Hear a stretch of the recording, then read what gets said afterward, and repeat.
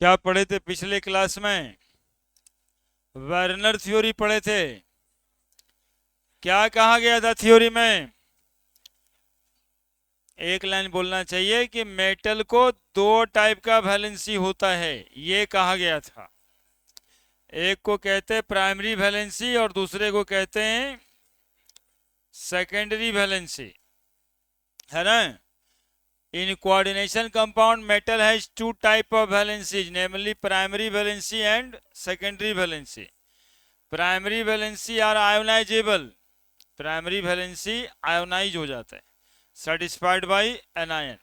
और secondary valency are non-ionizable and satisfied by anions या neutral molecules या फिर both, है ना? सेकेंडरी वैलेंसी में दोनों रह सकता है, न्यूट्रल मॉलिक्यूल भी और एनायंस भी। सेकेंडरी वैलेंसी को कोऑर्डिनेशन नंबर भी कहते हैं। साथ में द एनायंस और neutral molecule with metal atom bonded in characteristic spatial arrangement refer to coordination polyhedra. और ये tetrahedral, square planar, trigonal, bi pyramidal type का होता है ना? इस तरह से ये अरेंज्ड होता है स्पेसिफिक ज्योमेट्री में, है ना? ज्योमेट्री की बात करनी है आगे भी। डबल साल्ट और कोऑर्डिनेशन कंपाउंड। कोऑर्डिनेशन कंपाउंड की उत्पत्ति डबल साल्ट से ही हुई है। दोनों में एक सिमिलरिटी है कि दोनों दो सिंपल कंपाउंड का जोड़ होता है ना? Compound form from two simple compound. लेकिन इसके बाद डिफरेंस है, यदि डबल साल्ट है तो ऑल आयोनाइजेबल आयंस होते हैं इसमें, जितने भी आयंस होंगे सब इससे निकल जाएगा। लेकिन compound form from two simple molecule यहां भी है, and has ionizable as well as non ionizable. Ions दोनों तरह के होते हैं इसमें, आयोनाइजेबल भी। इसी वजह से इस डबल साल्ट जैसा लिखा हुआ मॉलिक्यूल को ही हम लोग कैसे लिख देते हैं? कोऑर्डिनेशन कंपाउंड में। अब आज पढ़िएगा सम टर्म्स, सम टर्म्स। अब कुछ टर्म कोऑर्डिनेशन कंपाउंड को पढ़ने के लिए। पहला, कोऑर्डिनेशन इंटिटी।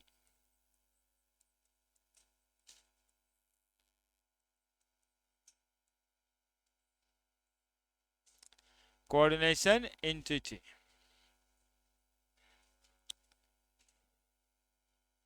बनाइए जल्दी से हेडिंग।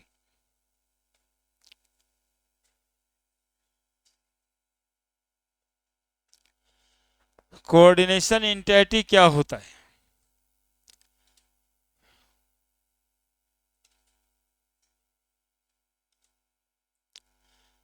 तो देखिए, मेटल एटम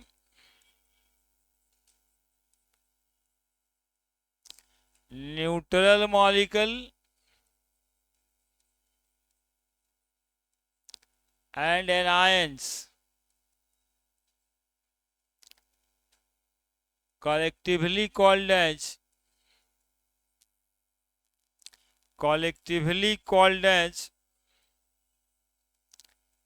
coordination entity।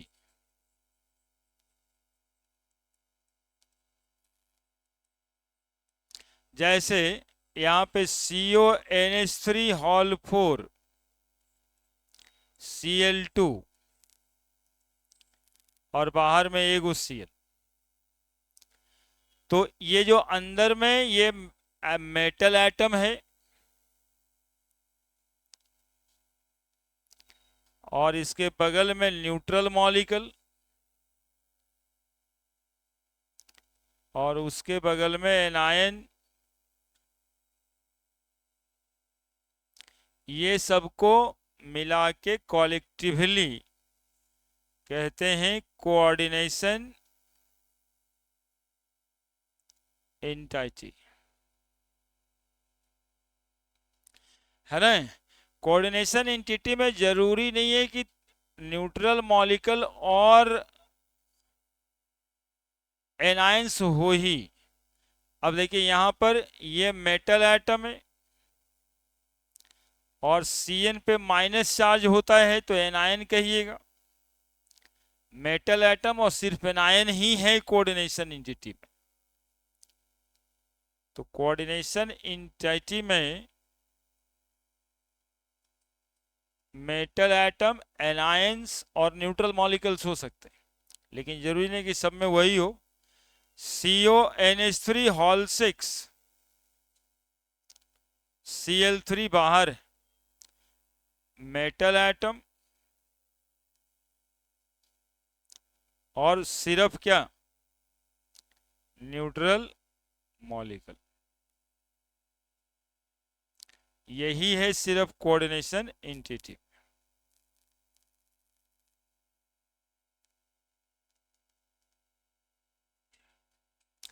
तो metal atom, neutral molecule and की जगह और लिख दिया जाए, और एनायन और बोथ, तो ज्यादा सूट करेगा। Collectively called as coordination entity.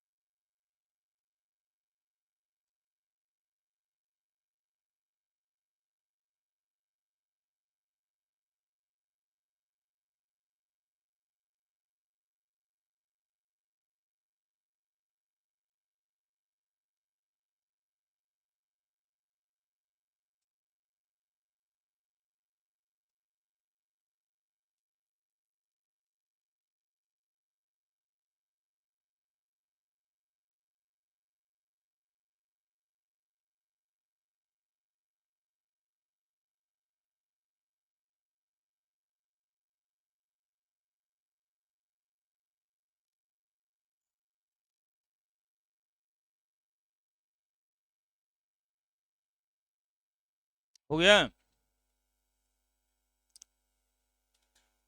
लिख दिया। नेक्स्ट,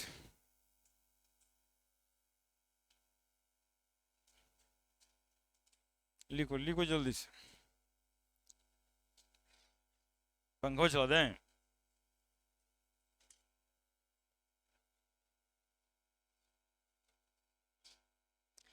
पंखा चला दिए।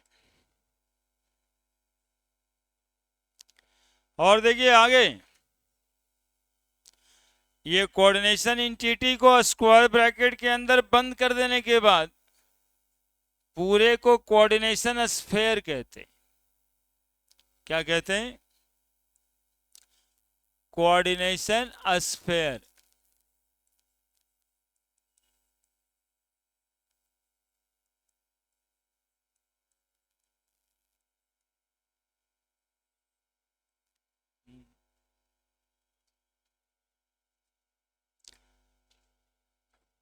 मेटल एटम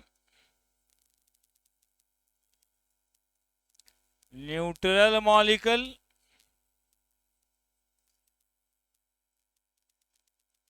और anion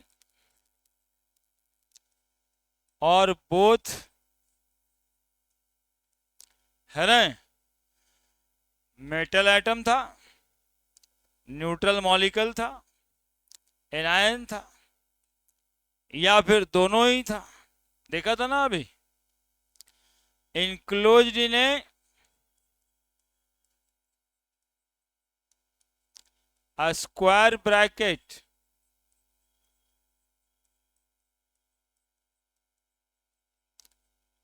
and called as coordination sphere।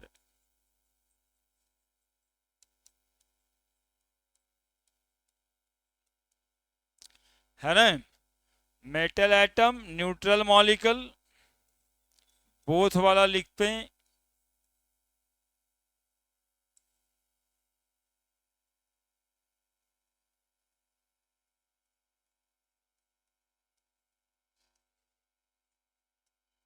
इस पूरे को स्क्वायर ब्रैकेट के साथ क्या कहेंगे? Coordination sphere.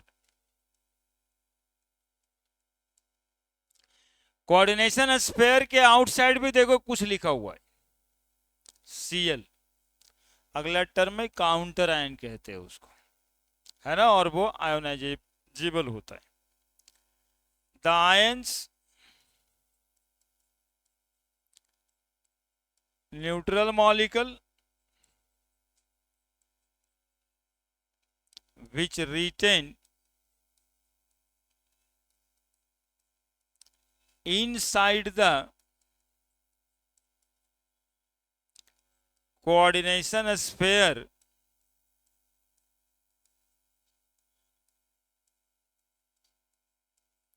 are non ionizable। The ion या न्यूट्रल मॉलिक्यूल जो कोऑर्डिनेशन स्फेयर के अंदर लिखा हुआ है वो कैसा होगा?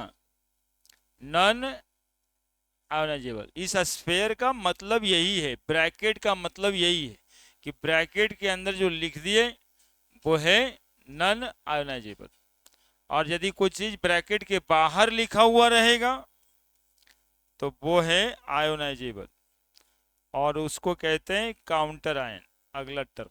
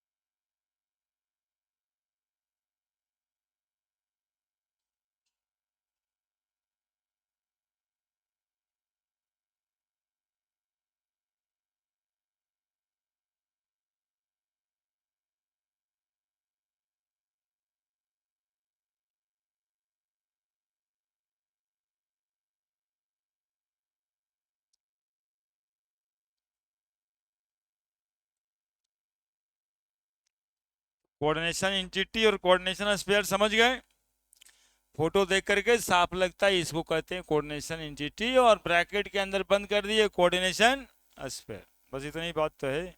कोऑर्डिनेशन स्फीयर के अंदर जो भी है वो नॉन आयोनाइजेबल, बाहर जो लिखा हुआ है आयोनाइजेबल, और उसको एक स्पेशल नाम है अगला, काउंटर आयन कहते हैं।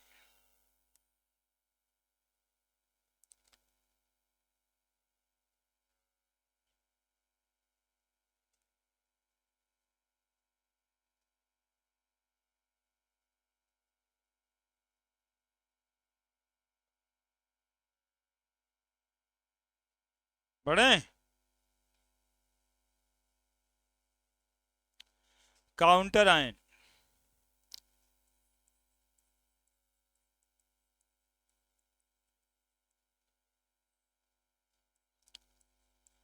द एनायन और न्यूट्रल मॉलिक्यूल which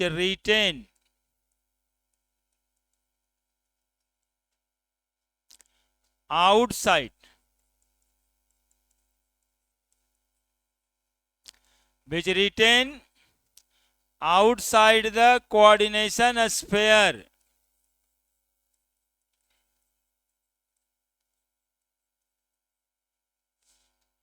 एनायन नहीं लिखिएगा, आयन लिखिएगा। और neutral molecule which retain outside the coordination sphere called as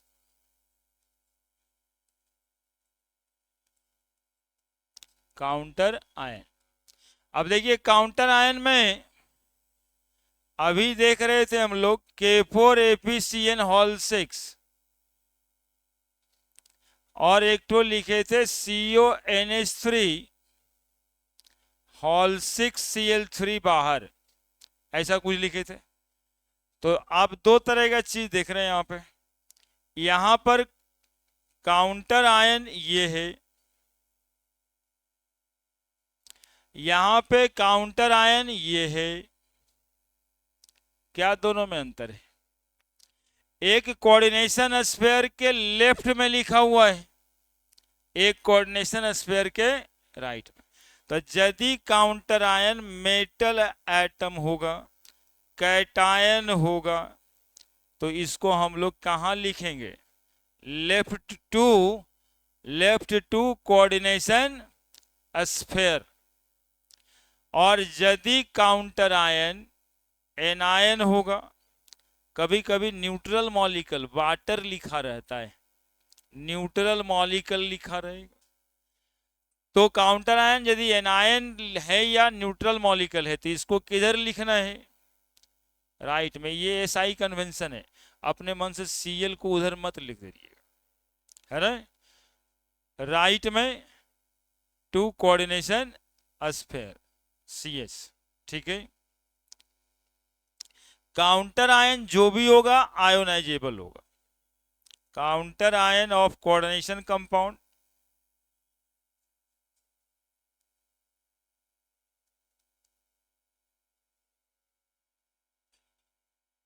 are ionisable.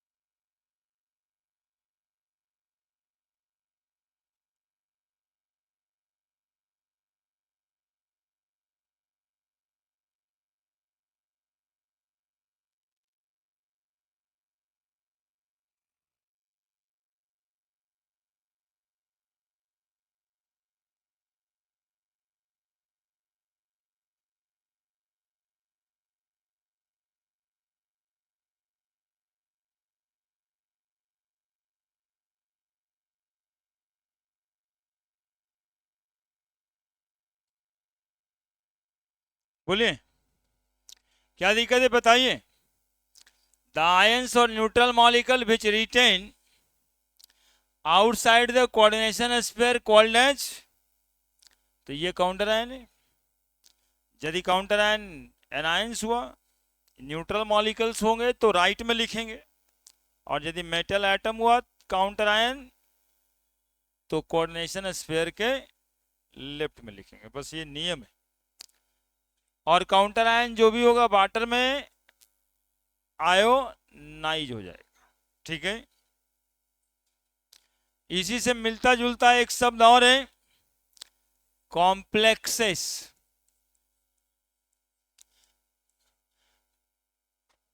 Coordination compound को कॉम्प्लेक्स कंपाउंड भी कहते हैं, है ना।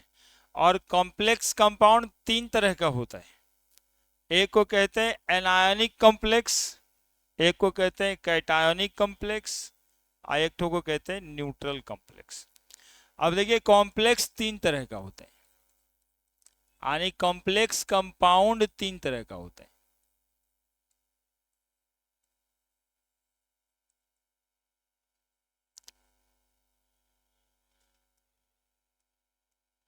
एक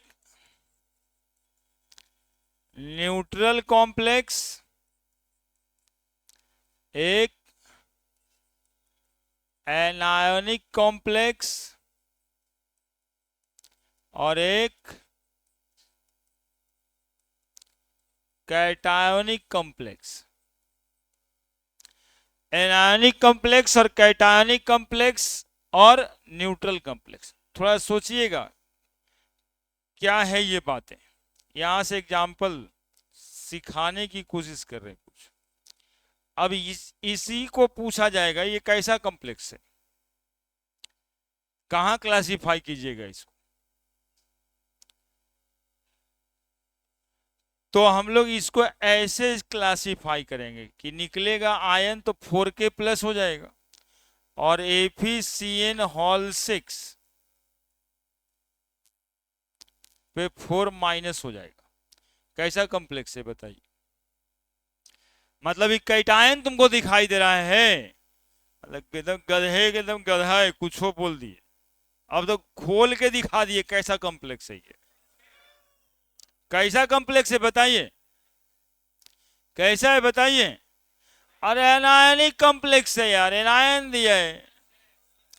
जैसे सिंपल आयन होता है वैसे कॉम्प्लेक्स आयन, कैसा कॉम्प्लेक्स आयन दिया, तो एनायनिक। तो अब प्रॉब्लम क्या आता है कि K4FeCN हॉल 6 ही लिखा मिलेगा आपको, इस पे चार्ज मिलेगा नहीं आपको, और पता करना रहेगा ये कॉम्प्लेक्स कैसा है। तो आपको दिमाग में जाना चाहिए कि ये हटेगा तो इस पे माइनस आएगा, that is why it is anionic complex. ठीक है, बस यही बात है ना, ये आपके मन में चलना चाहिए जो अंदर इधर इधर में लिखे। अब COCl NH3 हॉल 4 Cl2 और बाहर में एगो Cl, और ये पूछ रहे कैसा कॉम्प्लेक्स है ये। तो यहां पर फट से हम लोग देखेंगे Cl पे क्या चार्ज देंगे, ये निकल जाएगा आयंस, और इधर हो जाएगा CONH3 hall 4 Cl2 bracket closed, और यहां पे चार्ज एक ठो देंगे ना प्लस। कैसा कॉम्प्लेक्स हो जाएगा, कैटायोनिक कॉम्प्लेक्स हो जाएगा। यानी कॉम्प्लेक्स कंपाउंड व्हिच गिव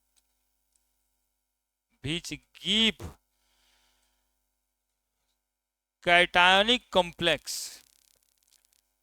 है ना, called as cationic complex coordination compound. ये तो पूरा कंपाउंड ही है, लेकिन ये कॉम्प्लेक्स कैसा गिना जाएगा, तो कैटायोनिक कॉम्प्लेक्स। अब सुनिए न्यूट्रल कॉम्प्लेक्स कैसे सोचते हैं।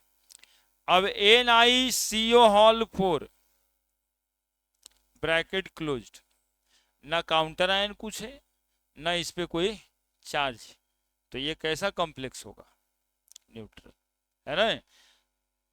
यानी कि आयंस जो है ना काउंटर आयन के द्वारा बैलेंस किया हुआ रहता है ना। कॉम्प्लेक्स कंपाउंड पर जो आयन पड़ता है they will balanced bye counter ion. यहाँ 4 माइनस, तो यहाँ Na4 लगा सकते हैं, आप K4 लगा सकते हैं, है ना। इसकी वैलेंसी ये थोड़े ना है। तो एनायनिक कॉम्प्लेक्स और कैटायनिक कॉम्प्लेक्स, तो डिफिनीशन तो वही रहेगा बाबू कि negatively charge complex ion called an ionic complex, positively charge cationic complex called as cationic complex. लेकिन इससे हमें इस कंपाउंड को आइडेंटिफाई करना होगा कि ये आयनिक है या कैटायनिक है, और वो सिंपल है आइडेंटिफाई करना, है ना। Negatively charge ion, negatively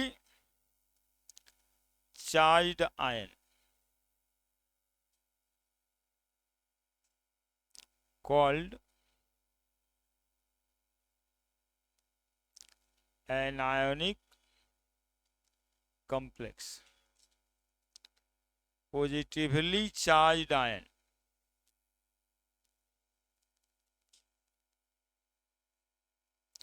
called as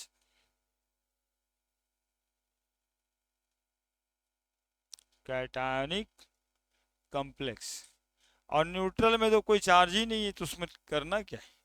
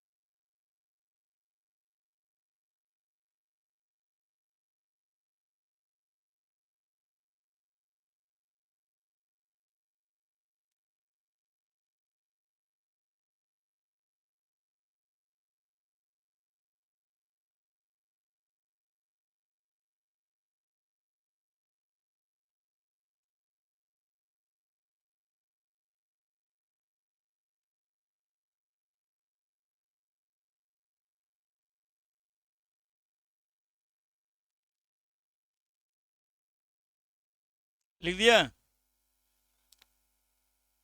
तो नहीं का ही लिखा यार, लिखो ना जल्दी से।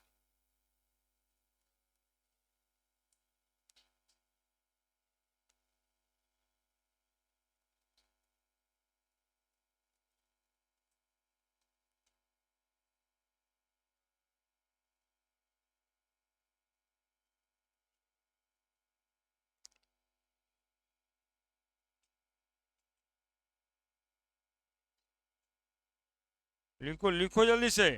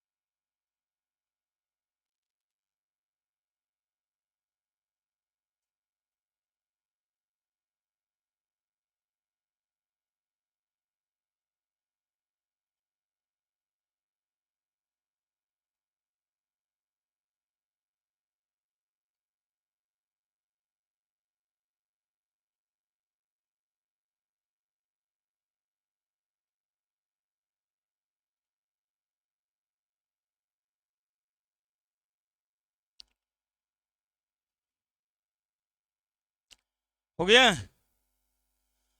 काउंटर आयन के बाद एनायनिक कैटायनिक कॉम्प्लेक्स। अब देखो इसके अंदर क्या लिखा हुआ है, ये वाला, तो इसका भी स्पेशल नाम है, अब सेंट्रल एटम कहते हैं। और इसके अंदर जो ये वाला है ना, उसका भी एक स्पेशल नाम।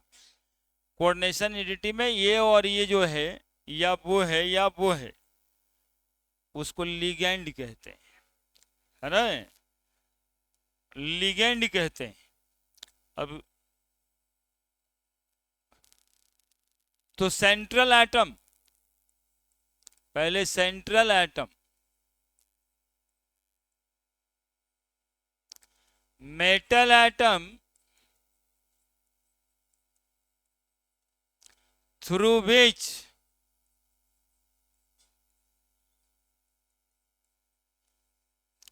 all neutral molecule and anions, neutral molecule और anions और both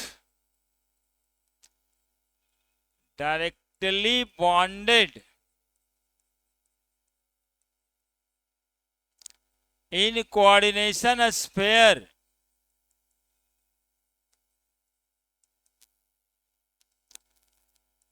of coordination compound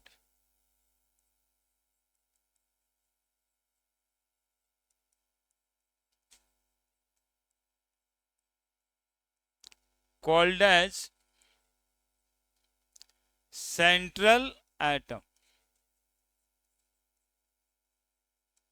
समझ तो आ ही रहा होगा कि सेंट्रल एटम कौन होगा इसमें, और सेंट्रल एटम जनरली कौन होता है, तो ट्रांजिशन मेटल नहीं होता है। Central atoms are generally transition metal. क्यों जनरली ट्रांजिशन मेटल, क्योंकि वैकेंट डी ऑर्बिटल, और यदि किसी एटम में वैकेंट डी ऑर्बिटल हो गया तो इलेक्ट्रॉन की कमी हो गई, इलेक्ट्रॉन की कमी हो जाती है तो उसको कहते हैं लुईस एसिड, यानी central atoms are Lewis acid.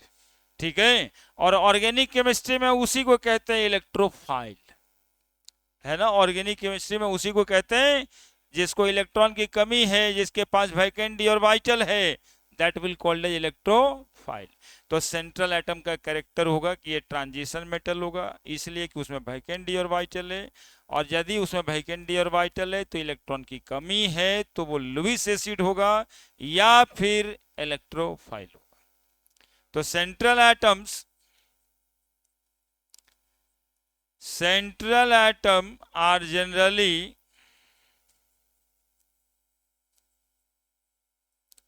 transition metal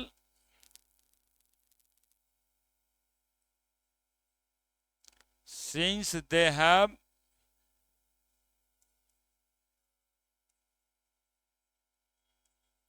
vacant d orbital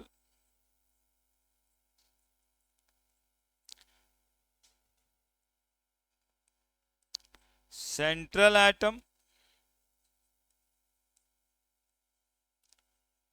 are act as Lewis acid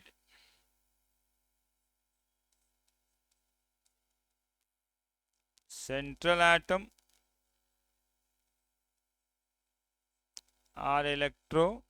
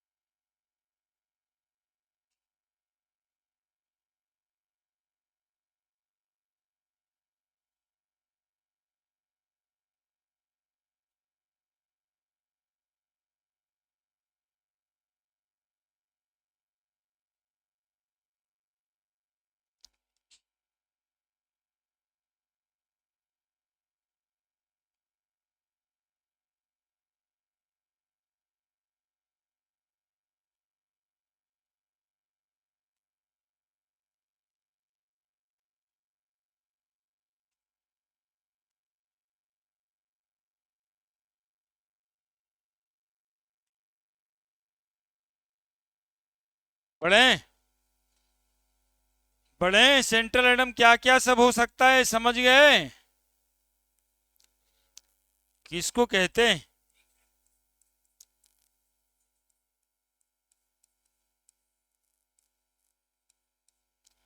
ये कोबाल्ट को ही क्या कह रहे हैं हम? इसी को क्या कह रहे हैं लुइस? इसी को क्या कह रहे हैं? इलेक्ट्रोफाइल। इसमें ही रह गया लुइस एसिड। इसको आप सेंट्रल एटम कहेंगे, लुइस एसिड कहेंगे और इलेक्ट्रोफाइल कहेंगे। दोनों बड़ा हिडन क्वेश्चन रहता है ना? अब आदमी ये देखता है तो सोचता है कि यहाँ पर अब लुइस एसिड तो इक्विलिब्रियम में था, इसमें कौन होगा लुइस एसिड? इस वजह से दिमागी कंफ्यूजन में जाता है ना? और हम वही बातों को लिख रहे हैं कि आप कंफ्यूजन में न जाइएगा। वो जो एटम है इसको वैकेंट और वाइटल है, ये स्पेशल यहाँ पर है क्यों? तो वैकेंट और वाइटल है, तो इसको वैकेंट और वाइटल है इसीलिए सेंट्रल एटम बनाए, है ना?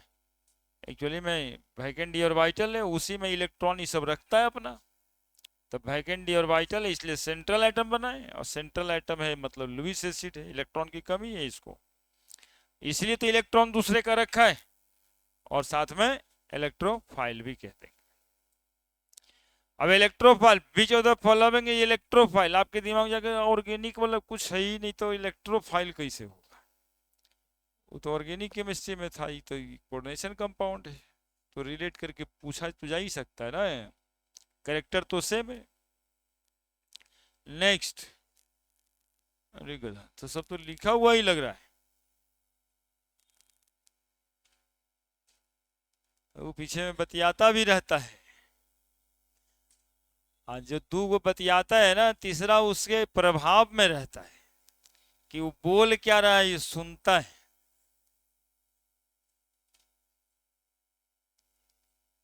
सब सुनना नहीं ना चाहिए।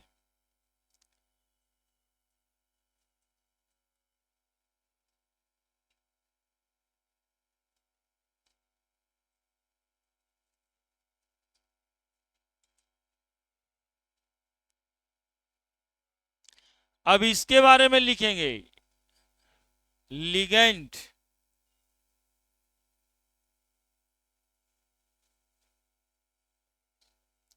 लिगेंड, लिगेंड एक्चुअली में किसको कहते हैं? तो न्यूट्रल मॉलिक्यूल और एनायंस जो है मेटल के साथ जुड़ा हुआ, उसी को कहते हैं लिगेंड, है ना?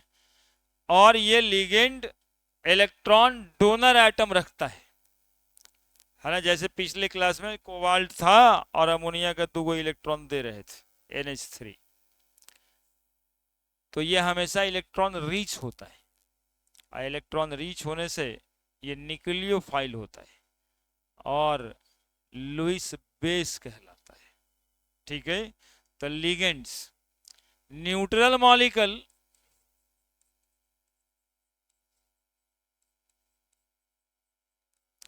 और anions which bounded to the central atom of coordination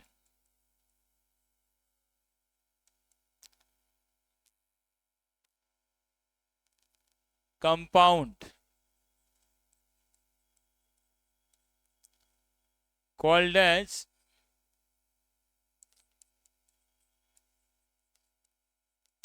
ligands.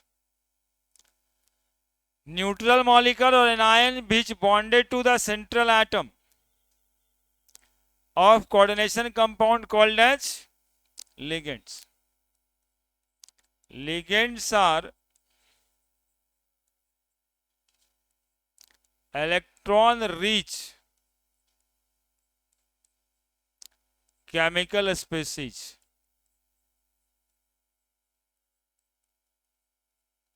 Electron rich chemical species that is act as Lewis base, act as Lewis base। और अलग से ही एक लाइन देते हैं, लिगेंड्स आर न्यूक्लियोफाइल। लिगेंड्स कैसा होगा? तो न्यूक्लियोफाइल होगा। लिगेंड्स जनरली न्यूक्लियोफाइल होगा।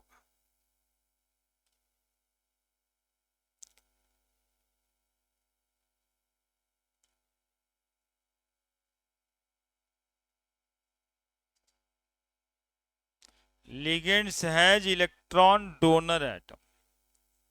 Ligands has electron donor atom. Ligands में इलेक्ट्रॉन डोनर एटम्स होते हैं, जो इलेक्ट्रॉन देता है। किसको? किसको देता है? Central atom. कहाँ देता है? वैकेंट डी और वाइटल में देता है।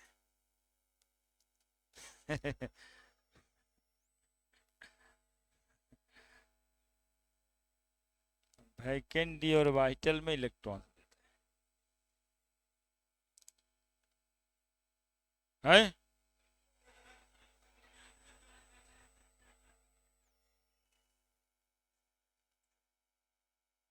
ये सब जो अभी लिख रहे थे, NH3 हॉल 4 Cl2 और बाहर में Cl, तो ये NH3। अब आज से इसको क्या पढ़ेंगे हम लोग? लिगेंड्स। इसको भी क्या पढ़ेंगे? लिगेंड्स। और इसको अब क्या नाम रखेंगे? Central atom. और इस पूरे को क्या कहेंगे? Coordination entity. इस पूरे स्क्वायर क्लोज ब्रैकेट के बाद क्या कहेंगे?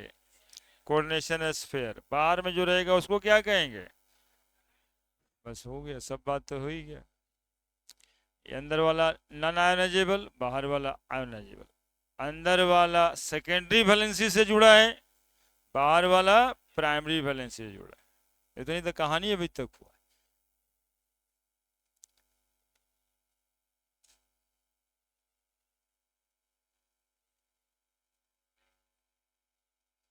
है। हाँ, लिगेंड अलग अलग, अमोनिया भी लिगेंड है, क्लोरीन भी लिगेंड। लिगेंड एक्चुअली में 3 टाइप का होता है, unidentate ligand, didentate ligand, polydentate ligand.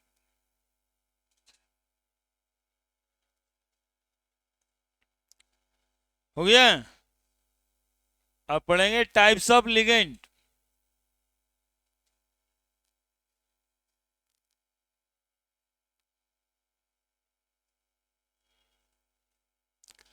रुके नहीं यार, जल्दी जल्दी लिखिए।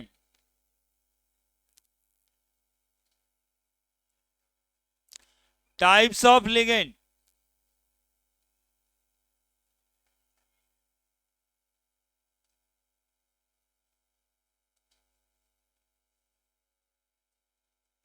है ना?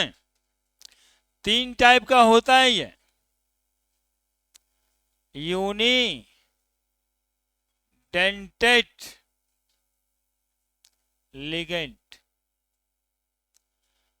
डाइडेंटेड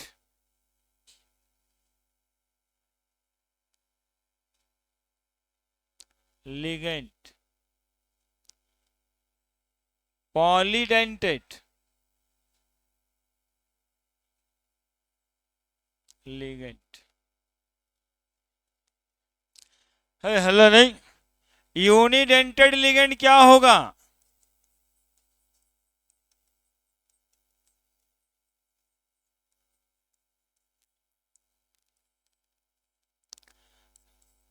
लिगेंड ऑफ डेंटिसिटी 1। यूनी का मतलब 1, और dentate is the word coming from denticity 1। यानी इलेक्ट्रॉन डोनर एटम 1, डेंसिटी का दूसरा मतलब इलेक्ट्रॉन डोनर एटम, यानी ऐसा मॉलिक्यूल, ऐसा न्यूट्रल मॉलिक्यूल और एनायन जिसमें एक इलेक्ट्रॉन डोनर एटम पाया जाता है, उसको कहते हैं यूनिडेंटेड लिगेंड। कैसा कैसा मॉलिक्यूल, कैसा एनायन जिसमें एक इलेक्ट्रॉन डोनर एटम पाया जाता है। Ligand in which only one electron donor atom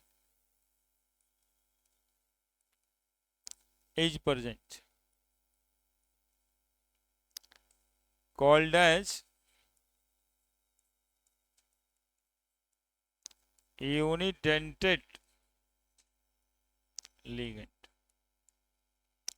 जैसे एग्जाम्पल NH3 नाइट्रोजन है electron donor atom, OH minus oxygen electron donor atom है ना। ऑक्सीजन में इलेक्ट्रॉन पेयर जितना भी रहेगा एक ही पेयर इलेक्ट्रॉन देना रहता है।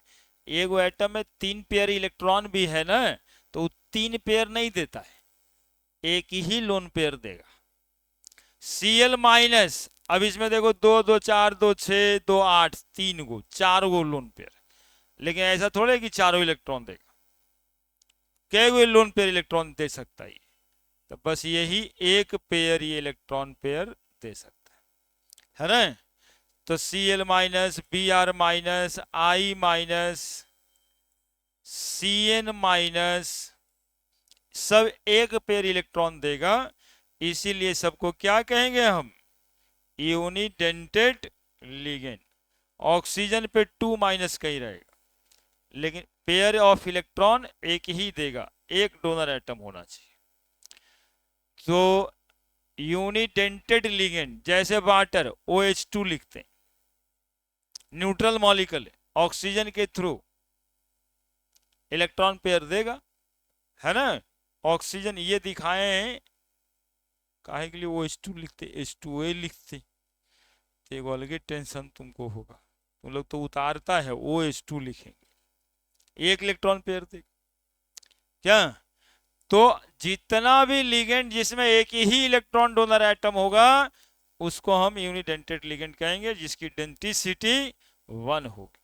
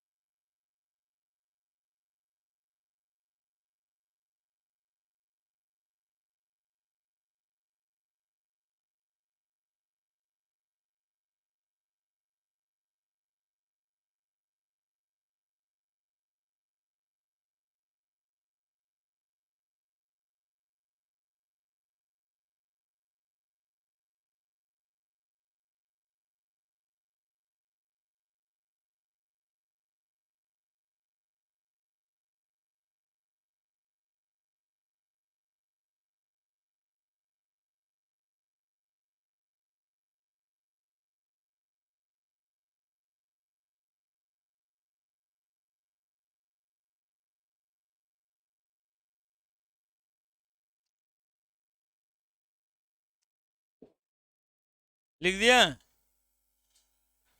तरीके क्या करता रहता तुम लोग। डाइडेंटेड ligand, डाइडेंटेड।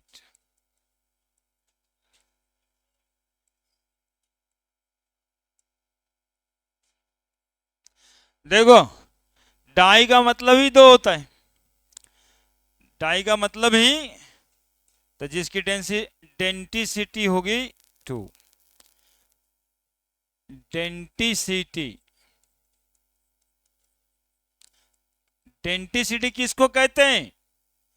Number of donor atom, number of electron donor atom. खाली डोनर एटम नहीं, इलेक्ट्रॉन डोनर एटम। यदि एक ही मॉलिक्यूल में दो इलेक्ट्रॉन डोनर एटम होगा तो डाइडेंटेड लिगेंड कहते हैं। The neutral molecule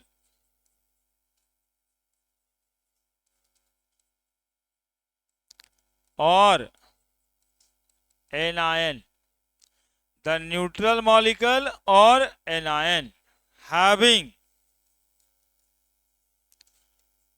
2 electron donor atom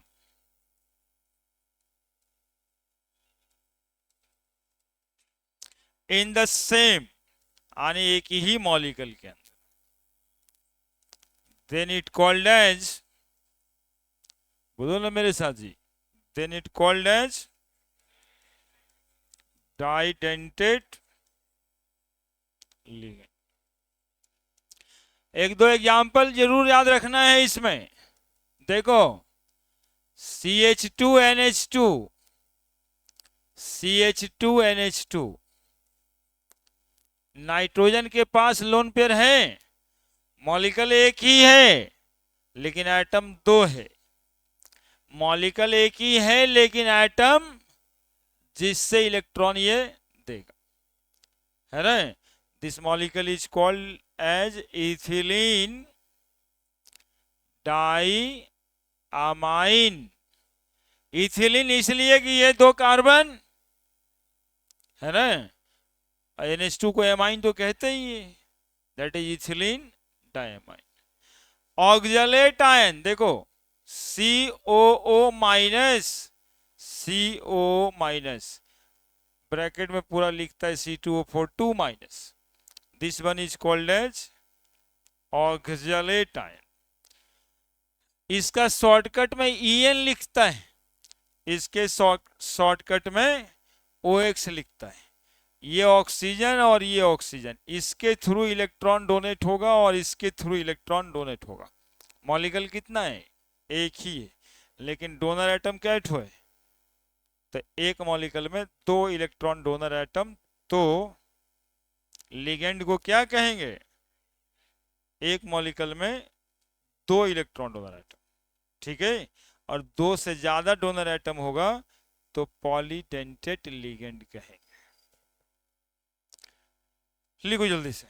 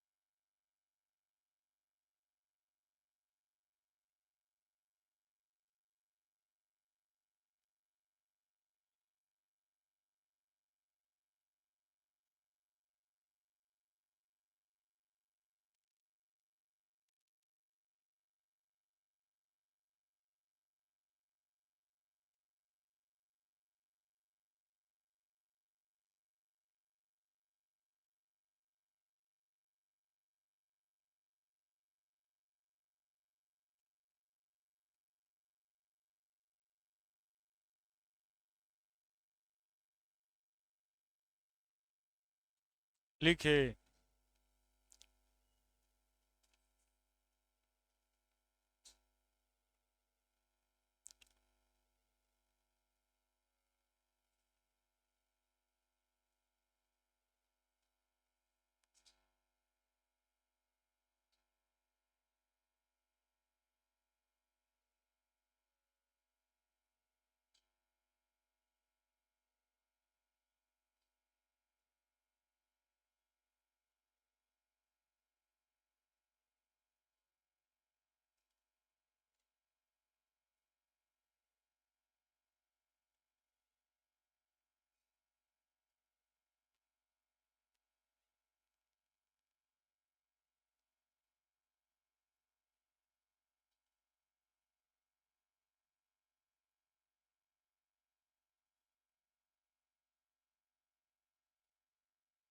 लिखे।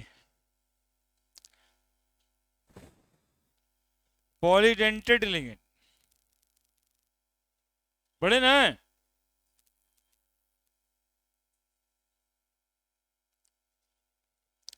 पॉली डेंटेड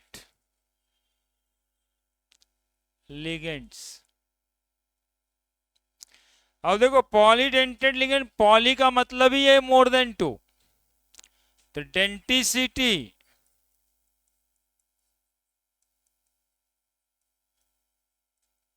मोर देन टू। ठीक है, डेंटिसिटी मोर देन टू। आणि इलेक्ट्रॉन डोनर एटम कितना होगा इस पॉलीडेंटेड लिगेंड में? More than two. The neutral molecule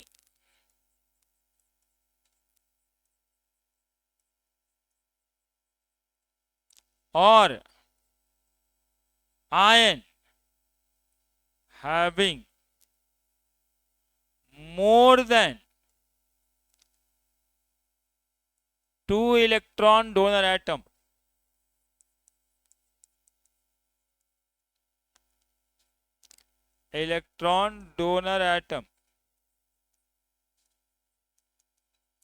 in the same,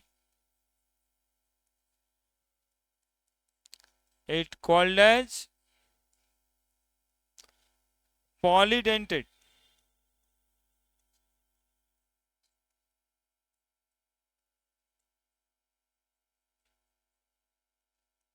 ligand.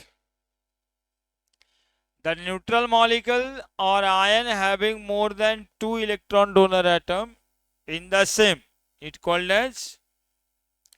अब देखो सुनेगा, देखो रटना नहीं है, हम बता रहे हैं कुछ, उस हिसाब से पहले सुन लो। अभी देखे थे हम लोग CH2 है ना, एगो N रहने दो, H2 का एगो H रहने दो, एगो बॉन्ड खाली हुआ, CO minus NH CO minus. बोलो तो ये लिगेंड को कितना दांत है? इस लिगेंड को कितना दांत है? डेंटिसिटी, इसलिए तो बोल रहे थे, है ना, कितना दांत है इसको।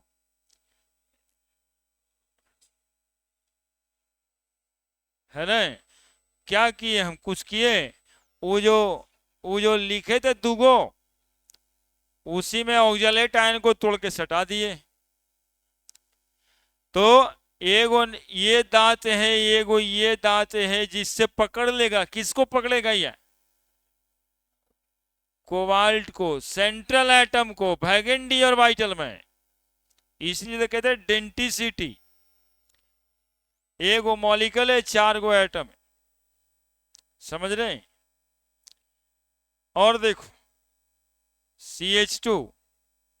CH2 N,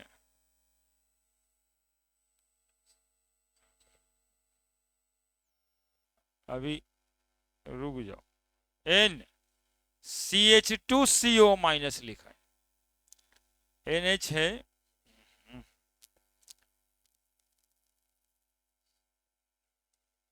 CH2NH, CH2CO minus, NH, CH2CO minus, तब भी तो वही है, दिक्कत कहाँ है? बोलो ना, है दिक्कत? कै गो दांत है इसको? 1 2 3 4। अब एगो प्रॉब्लम होगा, इसका नाम क्या होगा? तो नाम बताते ना क्या? इथिलीन डायमाइन, और वो जो है एक कार्बन का कार्बोक्सिलिक एसिड फॉर्मिक एसिड कहते थे, आयन है तो formate. Ethylene diamine di acetate, ये 2 कार्बन का एसिटिक एसिड रहेगा तो क्या लिखोगे? एसीटेट है ना, बोलो। तो ethylene diamine, ethylene diamine di acetate, EDDA, ethylene diamine di acetate, EDDA। क्या कितना डेंसिटी है इसको?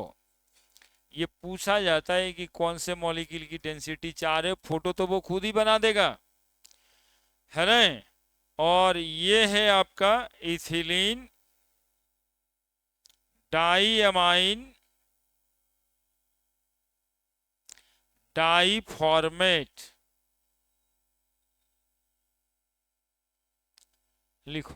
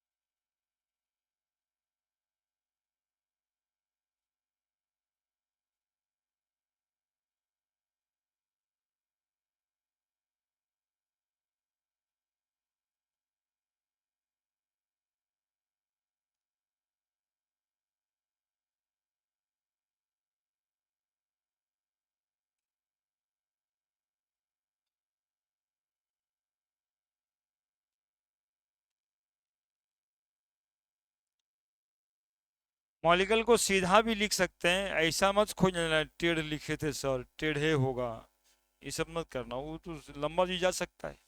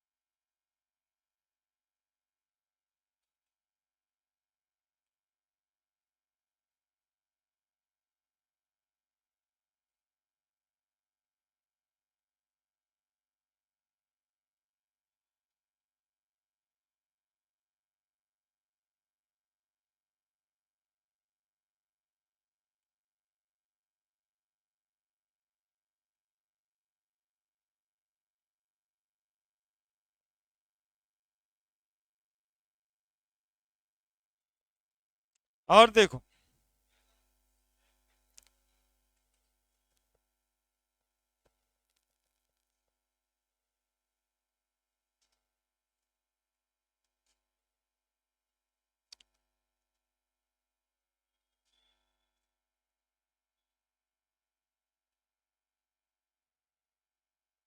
एक मॉलिक्यूल में एक डोनर एटम, यूनिडेंटेड लिगेंड।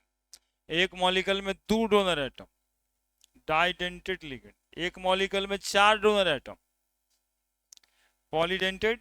और यदि कोई कहता है ऑप्शंस में टेट्राडेंटेड लिखा हुआ है तो तब भी टिक लगेगा। टेट्राडेंटेड है, डेंटिसिटी दोनों की कितनी है? 4। डेंटिसिटी है 4।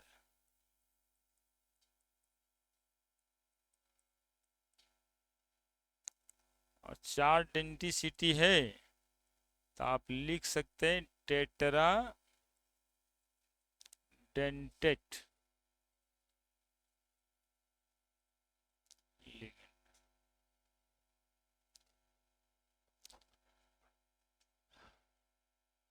EDDA tetra dentate ligand, tetra dentate ligand.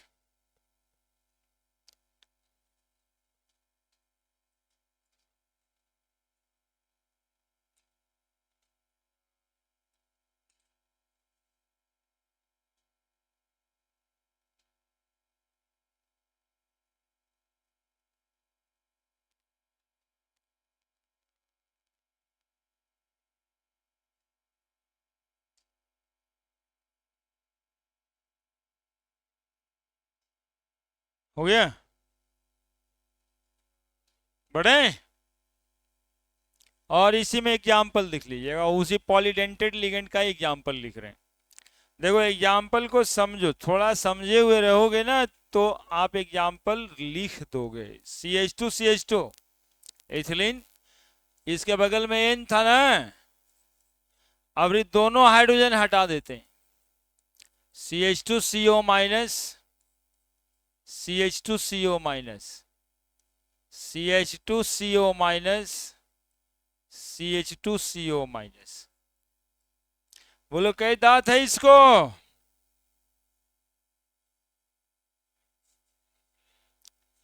6 दांत है इसको।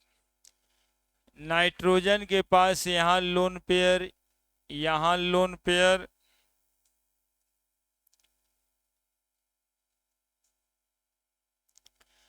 इस ऑक्सीजन के पास से इलेक्ट्रॉन जाएगा, इस ऑक्सीजन के पास से इलेक्ट्रॉन जाएगा, इसके पास से जाएगा, इसके पास से जाएगा, इसके पास से जाएगा और इसके पास से जाएगा। Hexadentate ligand. और इसका नाम देखो कैसे लिखेंगे, इथिलीन डायमाइन टेट्रा एसीटेट। सब तो है। एक्चुअली में इसीलिए इस फॉर्मेट में लिखते हैं, लंबा न लिखते। लंबा लिखा तो जाएगा लेकिन याद करने में थोड़ा समस्या हो जाएगी। ऐसे तुमको याद रहेगा, देखो जैसे जैसे लिख ले, इथिलीन ऐसे लिखना है। डायमाइन, डायमाइल में 2 H लगता है, दोनों H को हटा देना है और एसीटेट आयन लिख देना है। एसिटिक एसिड का एसीटेट आयन। तो ethylene diamine tetra acetate, shortcut EDTA है ना। और कैसा कैसा डेंटेट है ये? Hexadentate ligand. डेंटिसिटी बराबर 6।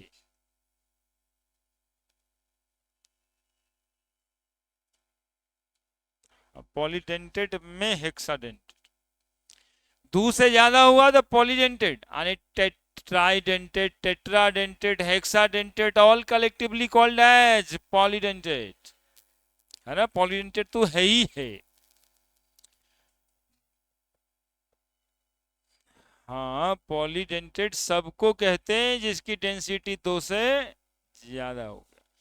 अब तेरा ऑप्शन का सेटिंग कर देगा, यदि पॉलीडेंटेट तो टिक लगा दोगे, लेकिन यदि टेट्राडेंटेट, हेक्साडेंटेट, डाइडेंटेट लिखता है तो तुम पॉलीडेंटेट नहीं रहेगा तो कह के आ जाओगे क्वेश्चन में गलत था सर। हेक्साडेंटेट में टिक लगाओ ना, 6 इलेक्ट्रॉन डोनर एटम। ये बात कहनी है, बात ज्यादा समझने की कहनी।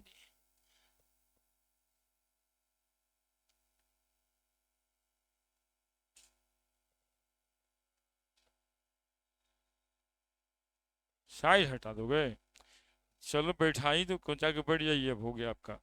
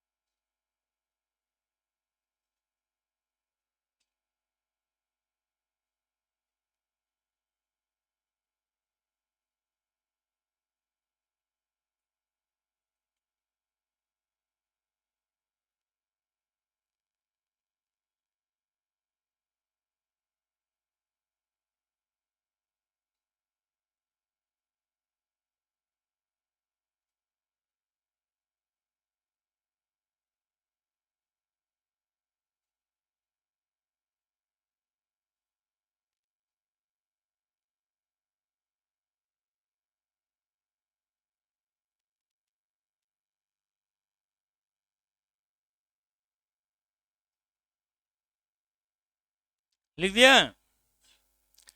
अब देखो एक तो मॉलिक्यूल ऐसे लिखा है NCH2CH2NH2 होल 3। कैसा लिगेंड है ये? टेट्राडेंटेड, डाइडेंटेड, पेंटाडेंटेड, कैसा लिगेंड है ये? लिखा कैसे? पहले इसको खोलिए, देखिए ऐसे NCH2CH2NH2, CH2CH2NH2, CH2CH2NH2। एगो नाइट्रोजन यहां भी, तो इलेक्ट्रॉन डोनर एटम कितना हो गया? 1 2 3 4, है ना? तो टेट्राडेंटेड लिगेंड है।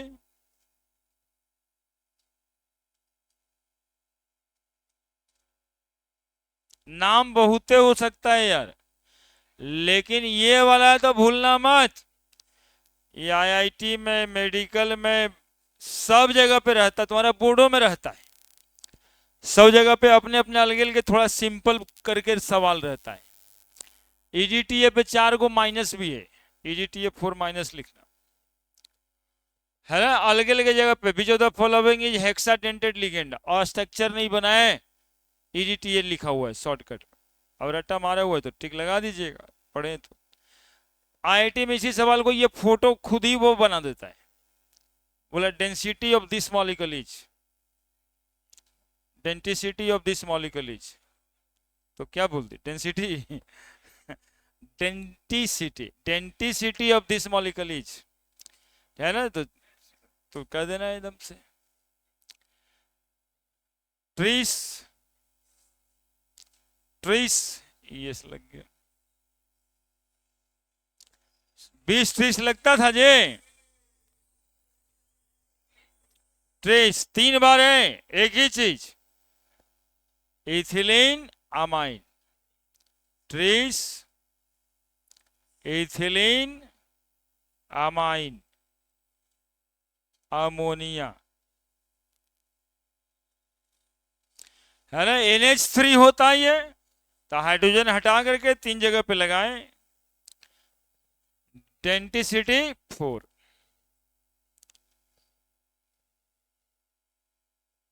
जल्दी जल्दी जल्दी, अभी चिलेट लिगेंड बताना है, और फिर एम्बीडेंट लिगेंड बताना है।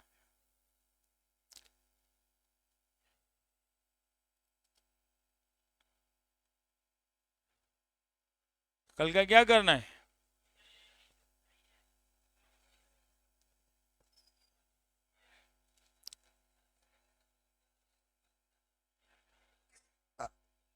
हो नहीं जाएगा, हमको पढ़ाना ही क्या है?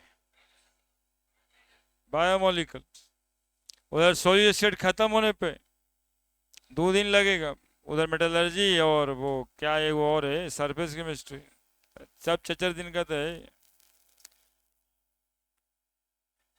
बी ब्लॉक के लिए एगो टाइम रखा है 6 से 8,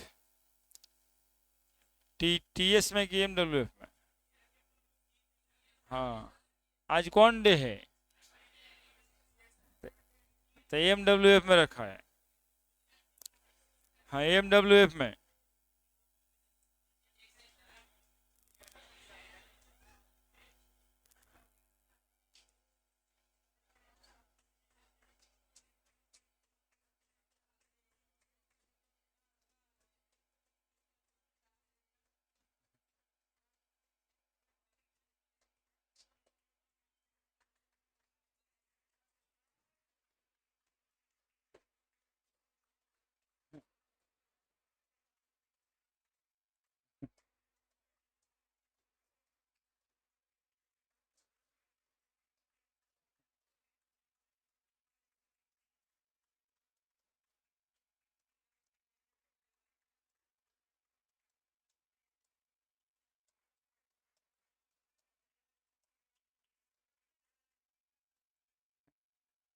कि अच्छा लगा यार। मजा आया। और नेगेटिव एनर्जी भी दूर दूर भाग गया होगा। हाँ, ताली बजाने से नेगेटिव एनर्जी दूर भाग जाता है। और आप लोग को भी फायदा हुआ होगा, ब्लड सर्कुलेशन तेज हुआ होगा। मतलब इसे खाली फायदा ही फायदा है। Didentate ligand and polydentate ligand collectively called as chelate ligand.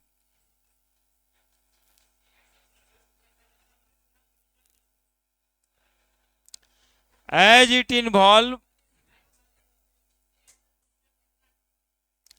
in chelate formation.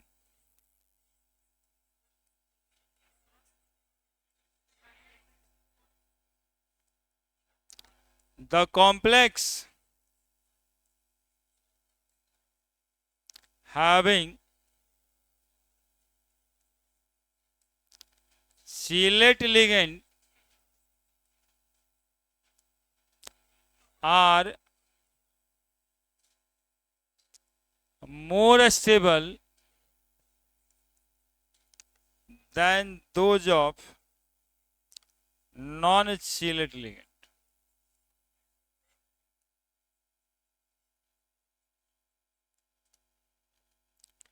CO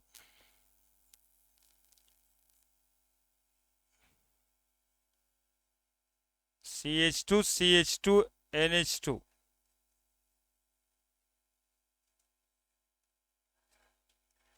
whole 3 Cl3.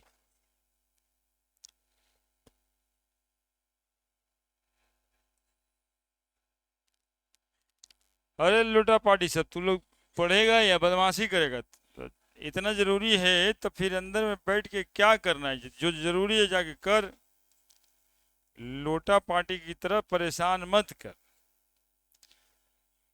हाँ, गांव में लोटा पार्टी नहीं होता यार, 4:30 बजे सुबह में कर रहा, चल चल चल, उठा उठा के चल।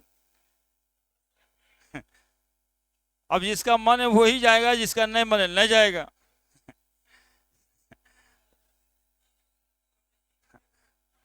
वैसे ही झोला पार्टी जैसा किए हुए।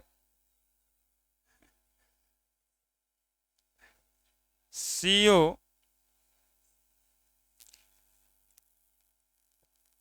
EN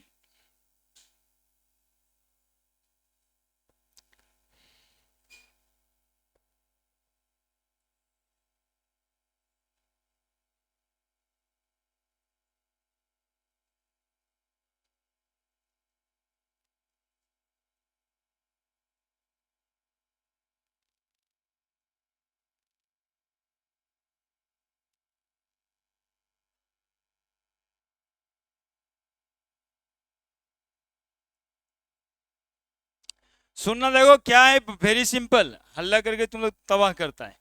डाइडेंटेड ligand, polydentate ligand collectively called as, हाँ बस एक नाम दे दिया है कि ligand is of two type, एगो इंडेंटेड लिगेंड और एक ठो chelate ligand. Chelate ligand is of two type, didentate ligand and polydentate ligand. तो उसको बाहर निकाल करके लिख देते हैं कि चीलेट लिगेंड कहते हैं डाइडेंटेड और पॉलीडेंटेड लिगेंड को। देखो बायोलॉजी में एक जगह पे चीलेट फॉर्मेशन होता है। चीलेट फॉर्मेशन ऑक्टोपस करता है। ऑक्टोपस को 8 गो हाथ होता है, और जब वो शिकार करता है देखो समुद्र में ऐसे करके चलते रहता है, हाथ उसका 8 हाथ चलता रहता है, और जब कोई प्रे आता है तो 8 हाथ से पकड़ के अपने मुंह की तरफ लाता है। That phenomenon is called चीलेट formation, है ना। उसी को बोलते हैं चीलेट फॉर्मेशन, मतलब 8 हाथ से पकड़ के शिकार को अपने मुंह के तरफ लाना। ये फॉर्मेशन जो हुआ चीलेट फॉर्मेशन। अब देखिए यहाँ पे the complex having chelate ligand are more stable than non chelate ligand. क्यों? क्योंकि ये चीलेट फॉर्मेशन करता है। अब चीलेट फॉर्मेशन देखो कैसे, जैसे एगो इथिलीन डायमाइन था, उसको 2 हाथ था ना, 2 गो इलेक्ट्रॉन डोनर एटम था, 2 गो दांत था, दोनों हाथ से पकड़ा। ऑक्टोपस को 8 गो है तो 8 गो से पकड़ता है, इसको 2 एगो है 2 से पकड़ा ना। फिर एगो इथिलीन डायमाइन 2 एटम से इलेक्ट्रॉन दिया, ये भी 2 एटम से दिया। ऐसे जगह पे EDTL आके रख दें तो 6 एटम से इसको पकड़ लेगा कि नहीं पकड़ लेगा? तो सेम केस आ रहा है ऑक्टोपस वाला, सेम टाइप का, इसलिए चीलेट फॉर्मेशन लिखे हैं यहाँ पे। और जिस जिस कोऑर्डिनेशन कंपाउंड में इस तरह का लिगेंड होता है उसकी स्टेबिलिटी ज्यादा होती है। जल्दी से एम्बिडेंट लिगेंड, बस एक लाइन। क्या करना है संडे को? कल 12:30 बजे से क्लास है, तो यही चीज पढ़ाएंगे तो फिर इरेगुलर, फिर तो सप्ताह दिन का क्लास खराब हो जाएगा यार। यदि कल 2 घंटा पढ़ लेंगे तो अगला वीक में ही खत्म हो जाएगा। सोमवार बुध शुक्र, शुक्र को ये खत्म हो जाएगा, शनिचर को खत्म हो जाएगा, फिर बायोमॉलिक्यूल स्टार्ट कर लेंगे। उस संडे को रेस्ट ले लेना, फिर बायोमॉलिक्यूल को 4 क्लास चाहिए। 4 क्लास 15, 16, 18 तारीख तो रहेगा ही। उसके बाद हम लोग यहाँ डांस करेंगे जम करके। करना क्या है?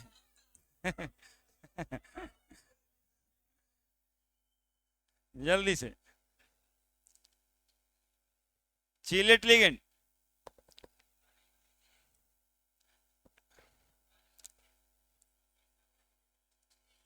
एम्बिडेंट टेट, एम्बिडेंटेट लिगेंड और एम्फीडेंटेट लिगेंड। एम्फीडेंटेट लिगेंड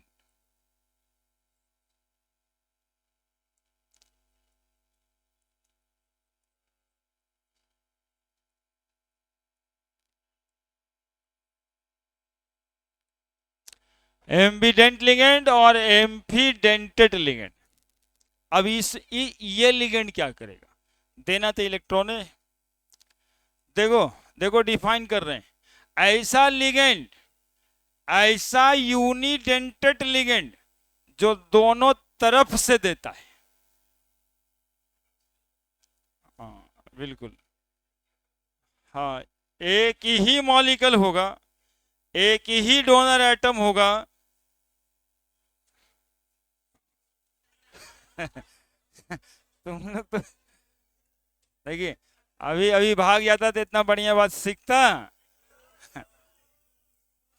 अब जरा देखो CN माइनस, ये कार्बन है इलेक्ट्रॉन डोनर एटम, और देखो NC नाइट्रोजन है इलेक्ट्रॉन डोनर एटम। देखो दोनों तरफ क्या है, मॉलिक्यूल का नाम बदला है क्या? कार्बन नाइट्रोजन है। एक बार में carbon is a electron donor atom, another time nitrogen is the donor atom. क्या? NO2 nitrogen is the donor atom.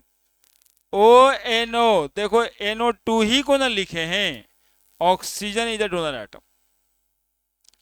SCN sulphur is the electron donor atom. NCS nitrogen is electron donor atom. Molecule कितना है? बोलेंगे एक ही है। Donor atom कितना है? अरे गधा, एक ही है, यूनिडेंटेड है, दो रहेगा तो डाइडेंटेड ना हो जाएगा। हम मजबूरी में ना बोले वो वाली बात।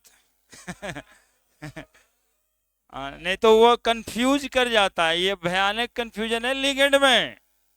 इसलिए जब एम्फीडेंटेड आए ना तो वही बात दिमाग में सोचना है कि मॉलिक्यूल एक ही होगा, एक बार में एक ही एटम दे रहा होगा, लेकिन इसमें एटम दो होगा, अलग अलग टाइम पे अलग अलग एटम से देगा इलेक्ट्रॉन, है ना। तो एम्बिडेंट निगल नाम एग्जाम्पल है, इतना ही पढ़ना है तुम लोग को, यही 3 पेयर पढ़ना है। इसको साइनाइड बोलेंगे, इसको आइसोसाइनाइड बोलेंगे, इसको नाइट्रो बोलेंगे, इसको नाइट्राइटो बोलेंगे, इसको साइनेटो बोलेंगे, थायोसाइनेटो, थायोसाइनेटो बोलेंगे, थायोसाइनेटो,